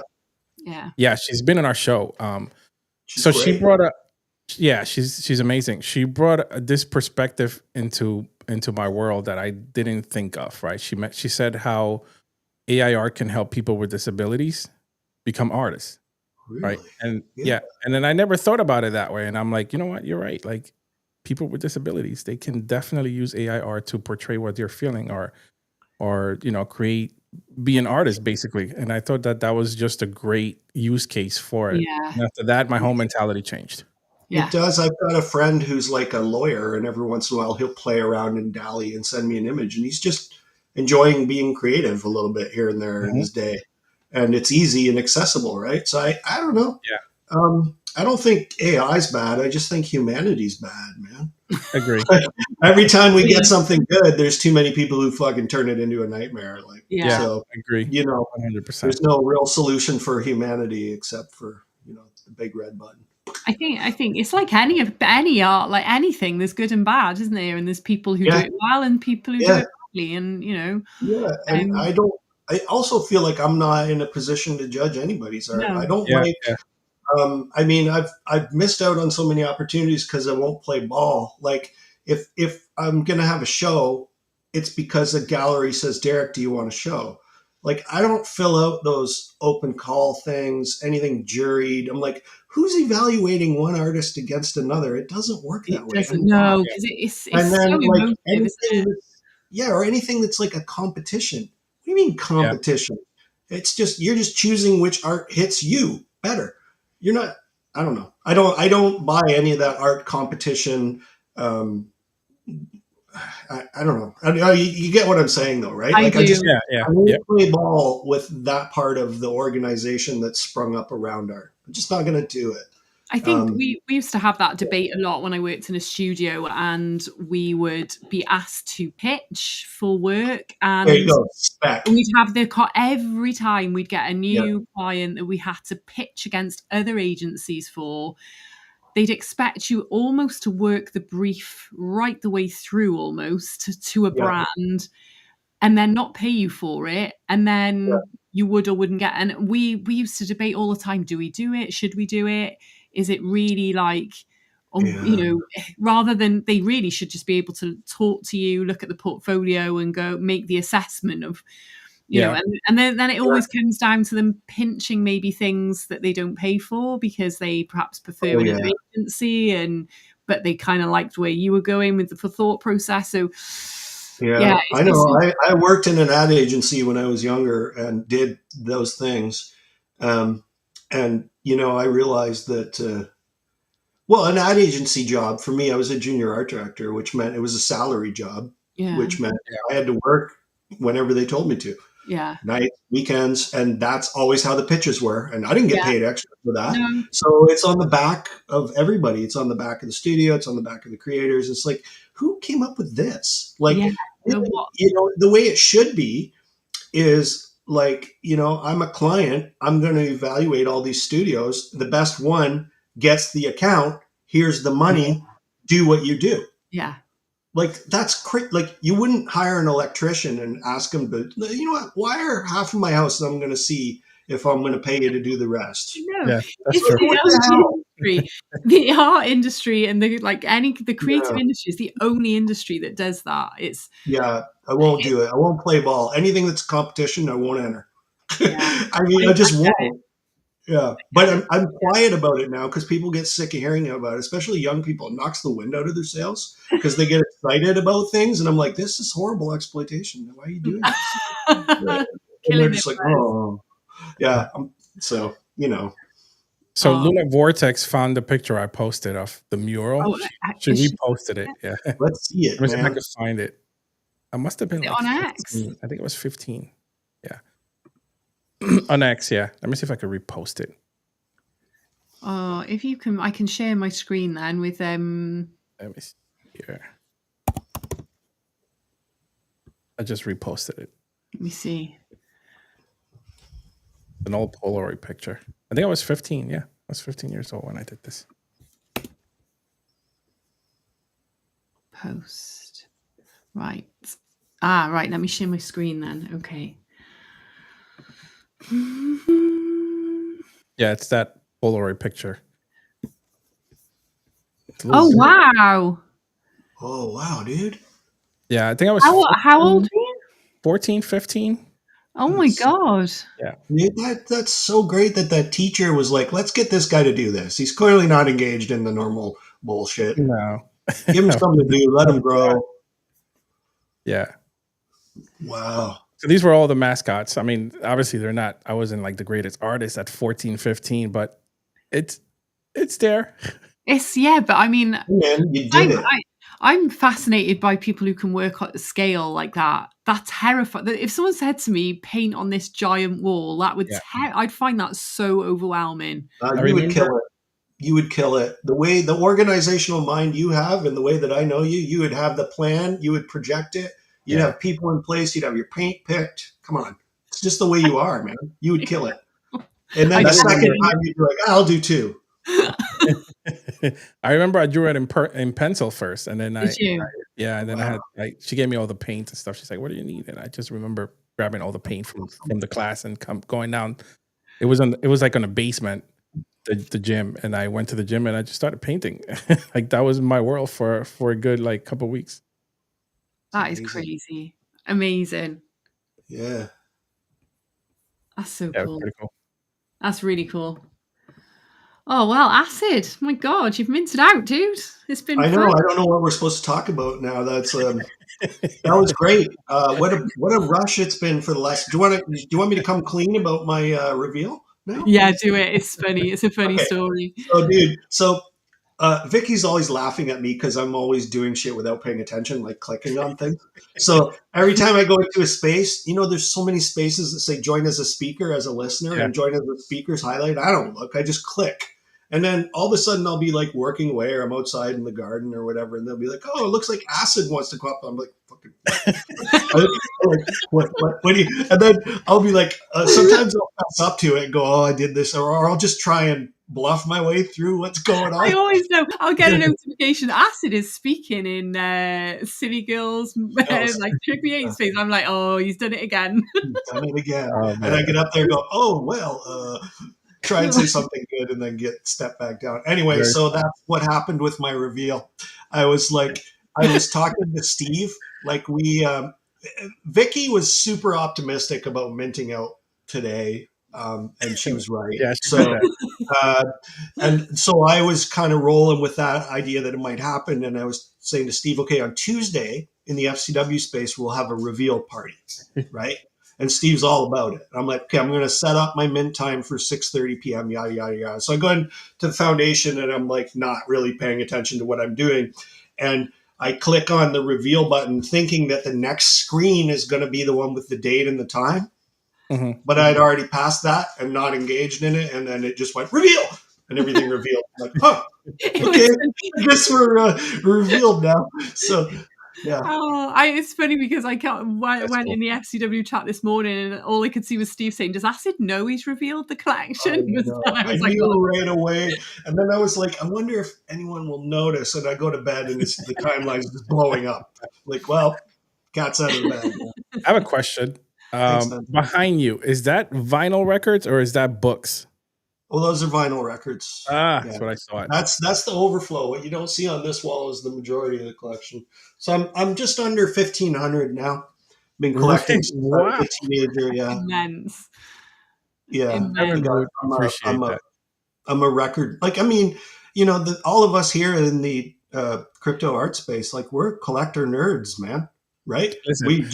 We are. Like, look at the stuff behind you. Look at Vicky's office. Like, look at me. We're all in the same time. Oh, you don't want to know what this looks like, the studio in here. If I turn the No, I know. I've got my one shot, and then Yes is over there. Oh god, yeah, there's shit everywhere. Yeah, but no, the vinyl is like it's really, really important to me. I've got quite a few records, and some of them have like you remember a time in your life. Like I bought this Iron Maiden record and shit like that. Like some of them I have like Pink Floyd Animals. I have 3 pressings of that because I have the original one from the 80s that I had when I was a kid, and then there was a remaster in 2013 and then another remaster. So I listened to them and for the different, like I'm that guy. I listened for, I think the bass is a little clearer on the 2019 one. Let's go back. And I've got like 3 copies of David Bowie's Diamond Dogs, and wow. Cool. I have 6 copies of Led Zeppelin In Through the Outdoor, because that one, when they, every Zeppelin album's gold, but that one is, I can't remember who the photographer was. It's in a bar, and there's 6 people in the bar, and the photograph, there's 6 different covers from each person's point of view. Do you still have them in the plastic, or did you open them? Oh no, I bought them used. I mean, okay. So when it was released, it came in a paper bag, so you didn't know which one you're going to get. So they're like the original NFT guys, right? Really think about it. Anyway, yeah. So yeah, I have. Funny story. Today, my Great. mom. I was talking to my mom today, and she's like, "Oh, I got this radio for Mother's Day." I'm like, "What? What are you talking about? Why do you need a radio? You have Apple Play, like you have Apple Yeah. Music." Yeah. And she's like, "No, I have this collection still. Collection of what?" And then I go into like her room or her closet. She's got like all these CDs and stuff like that, cassettes. And I'm like, "Why do you still have all this stuff?" She's like, "Because it sounds better than anything else." It's just cool to have things like that too. Yeah. Like Frisky Foxtrot is going to do a limited release on cassette, yeah. and I'm going to get one. It's just cool, man. Yeah, she has all these CDs and cassettes, like the old cassette tapes. She still has those. Yeah, I love cassette. Like there's something missing now, isn't there? You know, when you just download a piece of an album or a piece of music. Yeah, you don't have the physicality of it. Yeah. It's the excitement of like going and getting a CD or a vinyl and then looking through the album art and and if they have the lyrics in there as well and like all like of that, like little books, you know. Chair there, and I sit in that chair and listen to vinyl, and I turn off my computer and my phone, and I just listen to a record and look at it. Yeah. And that's my ritual for engaging, because that's how I grew up doing it, right? But now everything is there, and we like listening to an album too. Even the CD generation. Remember, CDs were like $20 or whatever back in the day. Yeah. Like, so if you're a teenager, you bought that. That cost you a fair chunk of your money. Yeah. So you would spend time with it, working at understanding it and liking it. Whereas now it's all free. I don't think people are doing that as much. Like, and I don't listen to single songs. I listen to albums. You know, I want to hear the whole statement. And there is culture like that. It's growing still, but I don't find streaming. I remember that. It's definitely, I think we're almost oversaturated with, you know, like you know, when you like look back and there'd be like certain songs or albums of a summer that like really kind of resonate with everyone, not just like that fan base. And I'm not sure that happens so much now because we have access to so much, you know. I feel like which is amazing on the one hand because you're being exposed to like, you know, it's so great for young artists coming through. But at the same time, you kind of think that iconic, when you think of like the 80s and the 70s and even the 90s, you know, there was iconic sounds that kind of very much spoke of that generation. You know, and like me, I was into like heavy metal, but also I was early in the rave culture, you know, and it was like this underground thing. Like I'm not. They were cultural movements. They were movements in culture. Like heavy metal in the 80s was a cultural movement. It was a thing that happened all over. And the raves and grunge was the last one that I remember. Grunge, with Nirvana, I still think it was the best thing in my lifetime to happen to mainstream radio. Like where you could actually put on the radio all day and the shit was listenable, you know? I don't know. Yeah, I don't feel like, well, the other thing too is we're getting on in age, whereas like I'm thinking there's people who we don't really understand what their trip is, like who are doing this with Taylor Swift and shit like that, right? I don't know. Love a bit of Taylor. I don't really listen. I mean, I don't think I'm neither here nor there, but I'll tell you one thing. She knows how to sell records and she knows how to sell concert tickets for mortgage payments. She knows how to market herself. Yeah. Yeah. So she's whatever. Mad respect, Taylor. I don't think I'm sure I've heard your music, but I just don't care. And she owns her masters now. So, I mean, she's really. Yeah. Well, Prince was the one who did that first, right? Yeah. Remember he had to re-record. And so was Michael first or was Prince first to own their own masters? I don't know. I think Michael owned his own masters. Yeah, after like a surprised, like battle that he had. I think there's probably these movements going on that maybe I don't know. Culture's faceted enough that maybe we're missing because we're not. Yeah, maybe. And they're like my kids listen to tons of music. They grew up in a musical household, and I've got them each set up with a turntable in the rooms and they have records and stuff. But cool. One really cares and the other one's kind of like, whatever. But they both love music and they're listening to like it's just like, it felt like with my generation, you would define yourself with music and you couldn't listen to other things. Like, Mhm. you know, it's like, oh, I'm into punk. I can't like the Grateful Dead, but honestly, I've got hundreds of Grateful Dead and Yeah. punk records. And but the kids don't see, they're for them, it's like the 80s and 90s, like Michael Jackson is the same playing field as Nirvana. So Really, that's crazy, isn't it? yeah, I they're just like, definitely yeah, it's just feel like old music. we identified with. I mean, I was always, I think, but this is a creative person now. I Yeah. would be waking up and listening to Iron Maiden and then going to a rave in the night. Like, I just, you know what I mean? I was like very eclectic in my taste in the Yeah, same way yeah. I are. I think But we, like, people were, but but I there was a stigma in being a certain way that identified with music for our Yes, generation. I definitely was the only person in my school who was really like, my mum took me to my first Iron Maiden concert when I was 12, right? Yeah. And my big sister was a big metalhead. So I would go to gigs a lot, like all the time. And I was the only kid who was into the kind of the metal. And you know, they call we used to get called sweaties. That's what we used to get Yeah. called. That like the Oh sweaties, yeah, yeah. you know. But like and then at the same time, then when I really got into the rave culture in my school, I was one of the first. And again, I think it's because I had a much older sister, so you kind of get exposed younger, Mhm. you know. And I was sneaking off to clubs and raves and all sorts, and I very much identified with that kind of culture Yeah. at that age. Yeah. It's But crazy because music, it's so recyclable between yeah, all the genres, right? So like the samples that they use now are stuff from like the 80s and 70s, yeah, even before that, right? So music is Yeah. so recyclable. You can't, like, I like everything. I don't have me any specific music that I listen to. I like everything. That's the way to be, right? If you can, like, yeah, I found that, like, I'll give anything a chance. yeah. And if I don't like it, I'm very like, it doesn't mean that the music's bad. I'm No, not you a just judge don't of like it. it. It just doesn't hit It's your me. preference, yeah. So if it works for you, then that's good ass Yeah, music. exactly, yeah. You listen to that. Yeah.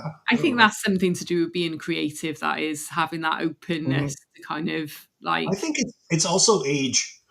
you, yeah, Truly. Yeah. maybe, Yeah. yeah, You become like, you've been around enough and you're just like, it doesn't really matter. I say this all the time. We can have it all. Like, yeah, we live in a time where we can have it all. So let's just have it all. Like, yeah. yeah. Oh, Well, God, I'm 43, so I grew up at the end of the cassette era and Yeah. just started the CD era. So CD guy. Yeah. yeah, I've Yeah. been like everywhere. CDs, man. I A have little bit of everything. about 1,200 CDs upstairs, and they're great. CDs are excellent. They sound amazing. They still get like, they're not like records, man. It's like the difference between a painting and a postcard, right? yeah, But Yeah. they're still like, I collect Grateful Dead releases, and I prefer to listen to the Grateful Dead on CD because I get 79 minutes of uninterrupted Dead before I flip it. You know, yeah, 20 minutes aside for the Dead doesn't work, but Yeah. 79 does. yeah. You know what I have? I have the Thriller vinyl still sealed. Oh wow, Oh, wow. you know what the thing about that stuff is, and I'm gonna burst bubble a little bit as a record nerd. It won't be worth that much because they made so many. So Yeah. things like that were massively, but don't open it No, I because haven't. somebody somewhere is going to pay you a pretty penny on eBay for that. Like, if Yeah, I you haven't have an touched it. original I don't even pressing, want to sell it. I just want to pass it to like somebody, even a better. Yeah, generation, yeah. if I ever have kids or something. Yeah, the only thing I've got like that, and it is opened, is I do have the Madonna Sax book, but I still have Ooh. it's in the wrapper and everything. But I did open it, so I couldn't help but I remember a friend of mine had that book when that yeah, came out. That was wild. Yeah. It's yeah, actually still, it was just a cool object. Like, it Yeah. is, Ma- and the photography is Madonna's an amazing. impressive artist too. To me, she's Yeah, like an Andy No, she Warhol. was. She She was yeah, just she was knows a how total to do icon. it. and Yeah. she's still impressive as an artist, but Yeah. unfortunately, she's lost her way a bit, I think, recently. But I'm a huge Madonna fan, like because I Good. grew up.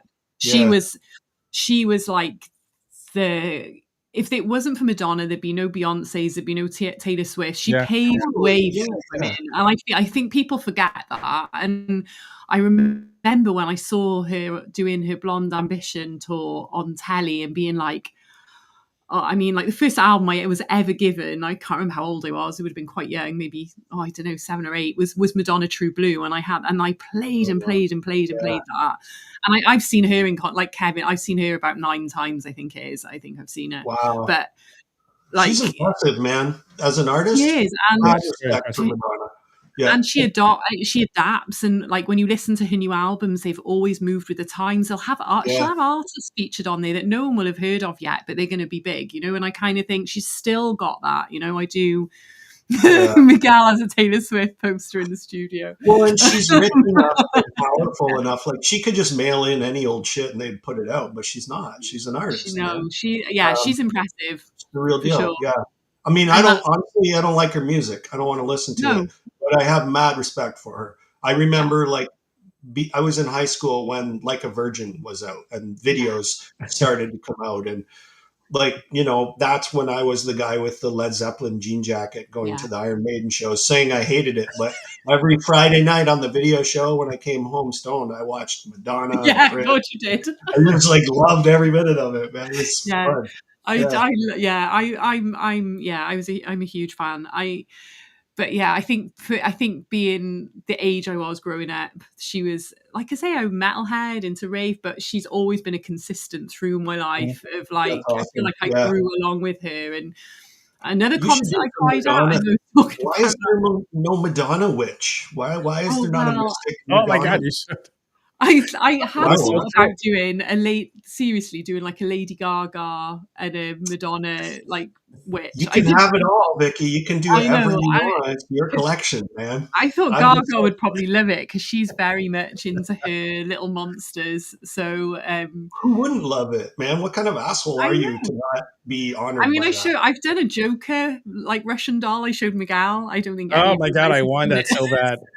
So I told her she showed it to me, and I was like, "All right, I need that. Like, how do I get it?" So I need to work on Fraser and do me another contract so I can mint that bugger. I made you a lunar witch. Remember? You did. I have an acid lunar witch. Oh, where is that? Oh, I don't know if I'll be able to find it. It's in your Tezos wallet. It is in my Tez, but I haven't got my Tez loaded on this machine. But yeah, acid is so much fun hanging out with you. I know. We're gonna have to bring you back. Yeah, we've been talking for about 2 hours. I know, it's crazy. What were we? I feel like maybe I strayed from whatever the point was here. So I'm sorry. It was great. It was an amazing conversation, and we definitely wanted to bring you back. Yeah, we loved it, and you minted out. That's like, I feel like that's a woohoo. That's a good. I'm in. You know, the last few days, I'm just in total disbelief. Honestly, Vicki, I've never really seen this happen. So, I'm still processing it, but know that I'm super happy and grateful.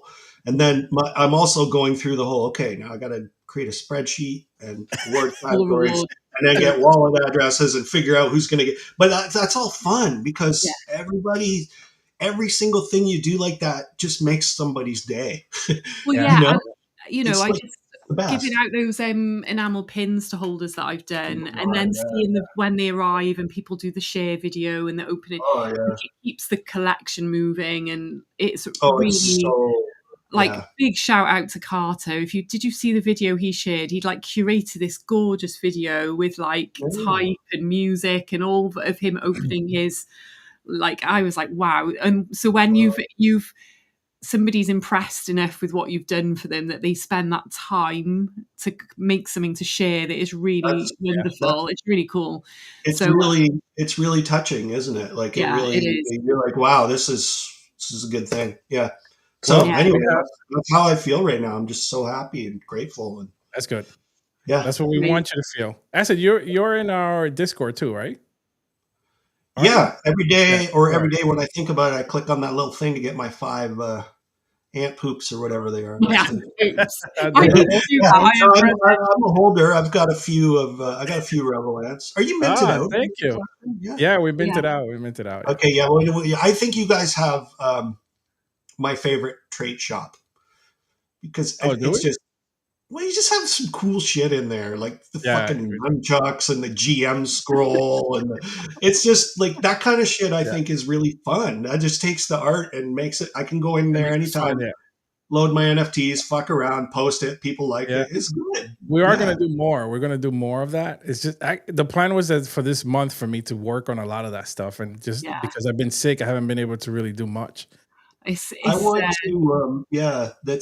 How are you feeling, by the way? You look all right. A lot better. I went to the doctor last week. The lungs are still not 100%, as you can hear it probably, and you see me coughing and stuff like that. I'm still like between 80 and 85%. This week, I'm have another appointment, so hopefully the lungs are back to 100%, and I'm able to get back to normal. It's annoying because the problem happens like during the day. I'm fine. It's just when I'm trying to go to sleep at night, I keep waking up in the middle of the night because I can't breathe. It's just weird, and it just pisses me off because as soon as you lie down, isn't it? I think I wake up tired. Yeah, that's no good. You know what's funny is as I got older, I started snoring, and my wife and kids complained, and I went to this sleep clinic, and now I have one of those machines that you strap on, and CPAP, and it's like. It's changed a lot for me, man. I wake up feeling great. And, no one's complaining about snoring. Oh, wow. I don't know. I mean, for me, it's more of the lung situation problem. Yeah, that's not. But, I mean, when you wake up like tired, you just don't want to do anything. You just want to like. No, that's tough. Yeah, that so it's tough because I wake up tired and I don't want to really move. That's why God gave us cocaine. Get you going no matter what. My advice for you, dude, I'm not a doctor, but I would say cocaine is maybe your answer. I mean, it comes with a whole host of other issues, but to get out of bed, I've heard it's good. You will get out of bed, you will feel motivated. Yeah, you will get up. Just to need more coke.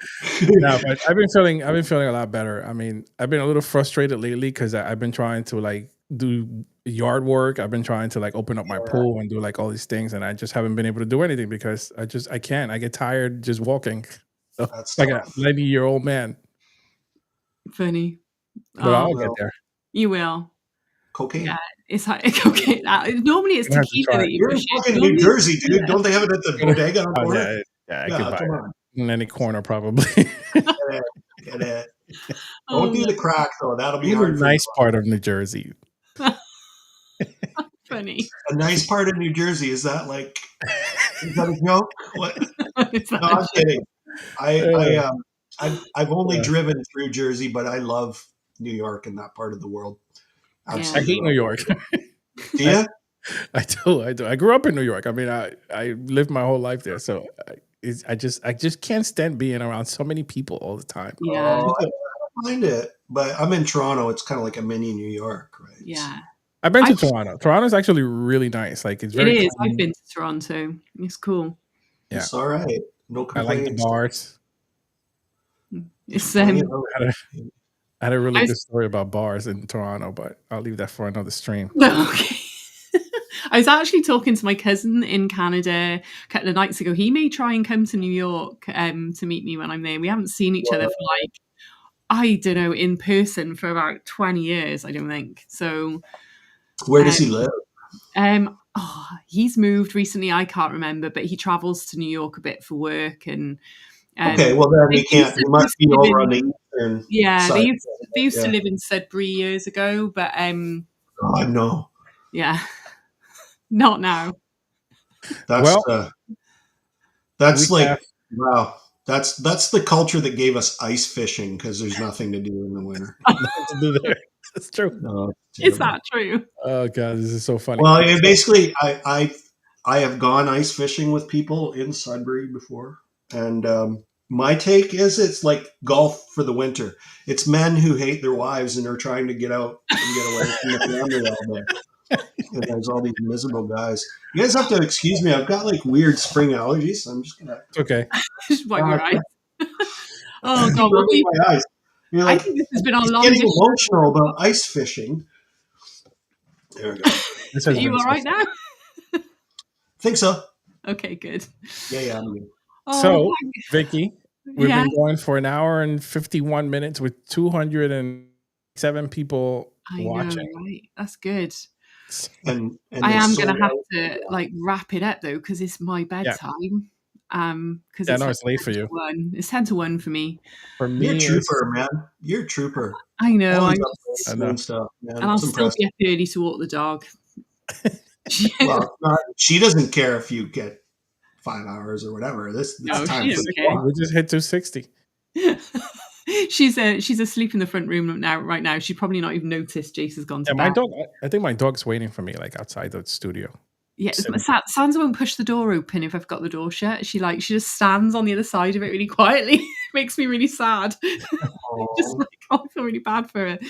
But yeah, so Yeah, my guys are in comas right now. Like I let Jimmy out and he just came in, went on the couch. Just like, oh. Like if I take them to the beach, because they're retrievers, they just throw the tennis ball with that chucker and they just run themselves to death. yeah, Not mine. Mine has way too much. She'll run me to death. yeah, that's What like kind of mine. dog do you have? I have a Pomeranian Husky, a Pomsky. Pomsky. What the fuck is that? It's Oh, like a they're little gorgeous. They're absolutely gorgeous. It's a designer breed. It's like Okay, I've never seen that. I'll post a picture today. Yeah. They're so gorgeous. We know 2 in class. One's called Willow, one's called Bilbo. They're gorgeous. Bilbo. They're such nice dogs. Let's see if I can post a picture now. Thank God there's no more Harry Potter names for everything, right? I know, right? I'm glad we're past that as a culture. Oh my god! Oh, Wick has got a husky. He's got an old girl, isn't he? She's Yeah. yeah. I can see that. Too much hair. What's we the go. BT? I don't know what There you go. I means just here. posted a picture of her. So I can see her. BTNH phase of Let me Wick. see if I can see it. BTNH. What is that, Wick? Too much hair? Yeah, too much hair. Oh, there she is. Hang on, let me share my screen. We got Wick's 43. He doesn't look 43. That's her. Oh, my He's daughter. so pretty. That's I your know. dog? Oh, I That's love my it. daughter. Ginger. She's gorgeous. She's a spoiled brat. That's what she is. That's all right. She deserves it. Yeah, I love she's it. very spoiled. I have no idea. It's so cute. I love dogs. They're the best.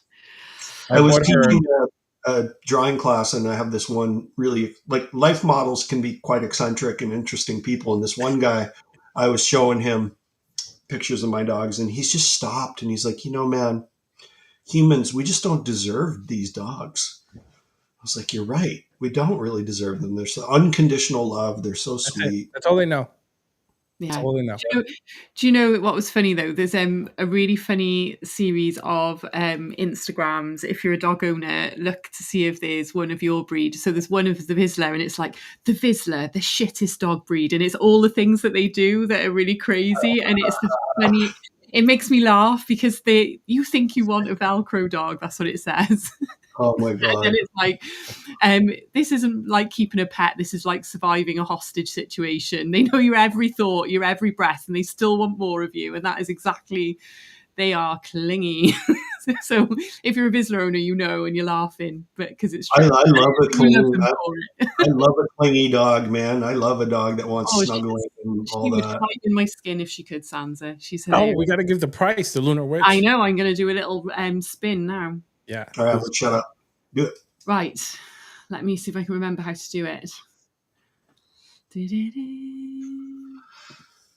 So, let me see.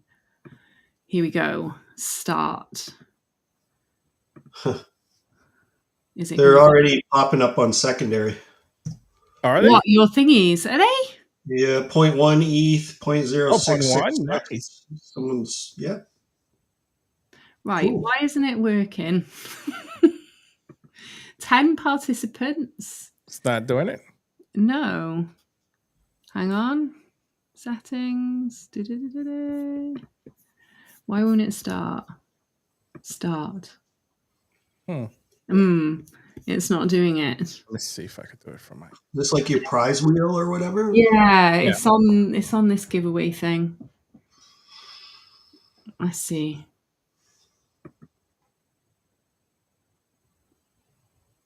I love your next Mystic Moon.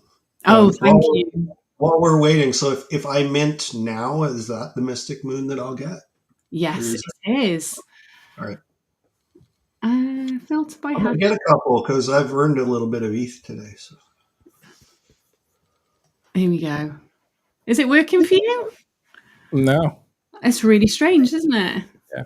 I'm going to have to just pick. But I picked the winner. Oh, have you? Yeah. Can you see it or no? No, it won't. It's not showing it. Okay, who's the winner? Just announce it, and I'll send them a DM. Really small here. Kansing? Let me have a look. I thought it would be Danny again. He wins. I know. Everything. Guy's like a living horseshoe. Right here. Okay. Let me write that down, and I'll. Can you see it now or no? No, flash it up again, and I'll take a picture, and I'll hang on when it comes up now. Well, that went well. Not. I can't believe it didn't work. It probably did it in the background, and I don't know what happened because it picked says the winner. The winner is, and it keeps scrolling. But... Yeah, it's scrolling, showing all the entrants. There it is. Ah, it's knick-knack backwards. Got it. Right. Okay. Figured that out. Congrats. Right. You are the lucky winner. I will send you a DM and get your ETH wallet. Awesome. It's good that it's a new cute and creepy gang member. I love that. All right. So let's bring it home. Amazing. Well, thank you, Acid, so much for joining. Thank you, guys. This has been awesome. You're the lucky rabbit's foot. Minted it out. So you're nothing but gratitude. So if anyone wants to like grab you, like DM you or like get hold of you, is it Twitter is the best place? I don't really look at anything else. Yeah, X is the only thing. Yeah, I mean, I have Instagram and I think Facebook still. I don't know. Yeah, X is the only thing I look at. Yeah. Awesome. Yeah. Amazing. Well, God, it's been so good. It's been a really good show. Timeline, there's holders now who are trying to trade each other's physical rewards. This is amazing. Really? This is a great moment. So I definitely want to have you back because I really enjoy talking to you. I'm happy to hang with you guys anytime it works. It's fun for me, and cool. I would love to, for sure. Yeah, and I'm sure Kevin, will love to hang out with you too. So I could do some of my Pearl Jam jokes when he's here too. That song Even Flow. You can substitute anything for that. You'd be like, "Hey, now gotta go to Coven Radio at 5." Ooh, yeah. And then I also say to my friend, I'm like, every Pearl Jam song is twice its length because Eddie Vedder just after every verse goes, oh, yeah, he does. Yeah. Anyway, we'll save all that. Let's save all that for Kevin. He's gonna hate me. I love it. I absolutely love Eddie. Yeah, that's huge fan. Oh well, I shall. Do you want to add anything, Miguel? I nearly called you Kevin then. Oh my God, that would have been. Oh my God. So far. Worlds colliding. Just thank you to Acid for coming on the show. I mean, it was a great chat. I really want to have him again on the show. You feel very comfortable to talk to. Like it's very genuine and very it's very funny, very good. So I think it makes good content too. So. Thank you for that. Thank you for coming on the show, and hopefully, thank you for having me, guys. It's been great. Yeah, it's been amazing. No problem. I'm so glad.